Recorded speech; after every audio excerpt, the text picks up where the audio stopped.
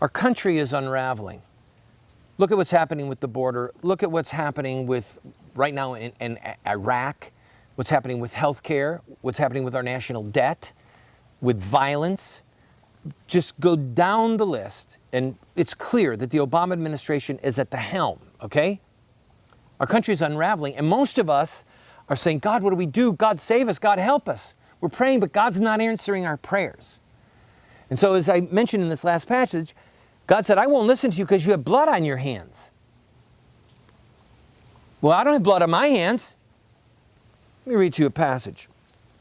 Deuteronomy 21. When they found somebody who was murdered in a field, they were required to mark off the distance to the closest city and then bring out the elders of that town and bring out some of the priests and the Levites, and they were to break the neck of the animal. They were to kill the animal and offer it. And then they had to pray this prayer, all right? Listen to this prayer.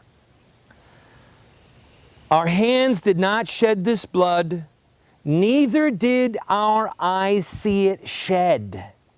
Forgive, O Lord, thy people Israel, whom thou hast redeemed, and set not the guilt of innocent blood in the midst of thy people Israel, but let the guilt of blood be forgiven them. So shall you purge the guilt of innocent blood from your midst when you do what is right in the sight of the Lord. Did you follow that? To be free from innocent blood, they had to be able to lift up their hands in the presence of the priest with a slain sacrifice and say, O Lord, our hands did not shed this blood, neither did our eyes see it. In other words, we don't know who did it. We can't pray that prayer. We can't pray that prayer. We know where the Planned Parenthoods are. The abortionists advertise in the newspapers. They advertise in the phone books. They advertise online. We know exactly who is doing the killing. We know exactly where they're shedding innocent blood.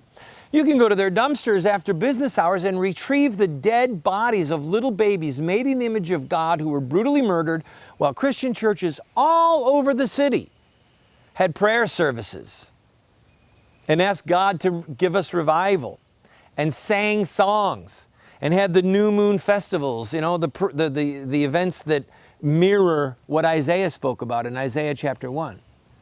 And to further prove my point, look in Leviticus chapter 20. Well, that's the Old Testament, Randall. Really? Jesus said that the law and the prophets are summed up in love God and love your neighbor. He didn't say the law and the prophets were done away with. He said they're summed up. All right? If you love God, you're going to keep His commandments.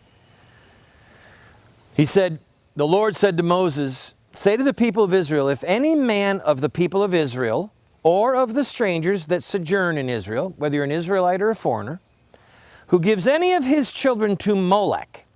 This was child sacrifice, okay? They would cause their children to pass through the fire. You can read about it in 1 Kings 21, 1 Kings 24, read about it in the book of Jeremiah, read about it here in the book of Leviticus, read about it in the Psalms. It says, any man who gives any of his children to Molech shall be put to death, and the people of the land shall stone him with stones. I myself will set my face against that man and will cut him off from among his people because he has given one of his children to Molech, defiling my sanctuary and profaning my holy name. Child killing defiles the sanctuary. We're the sanctuary now, we're the church. It defiles the church and it profanes God's name. He hates child killing. And he said, and if the people of the land do at all hide their eyes from that man when he gives one of his children to Molech. In other words, they look the other way. Planned Parenthood down the street, I don't know anything about that. Hey, honey, what's for dinner? They're killing babies. Let's go to church and let's have a prayer service for a revival. Let's ask God to do a miracle to save our country. He said, if the people hide their eyes from that man when he gives one of his children to Molech and do not put him to death, then I will set my face against that man and against his family, and I will cut them off from among their people, him and all who follow him in playing the harlot after Molech. Who do you think is following him in playing the harlot after Molech? Do we have blood on our hands? The people playing the harlot or following him as he plays the harlot are the people who hide their eyes from him, who say, well, we don't know what's going on. We have no part in that. We're not killing babies. Yeah, but you're letting the other people kill their babies.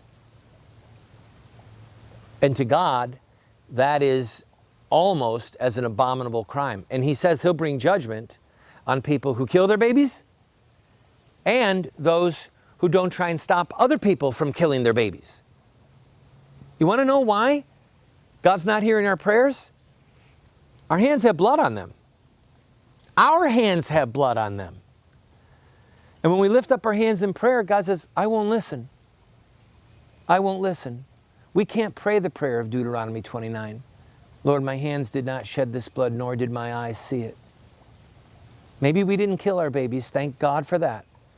But if we know who's doing the child killing and we do nothing to resist them, then God says, I'm getting really tired of your church and religious activities while you allow babies that are made in my image to be brutally murdered.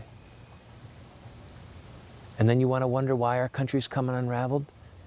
Maybe the answer is that God said, I've had it.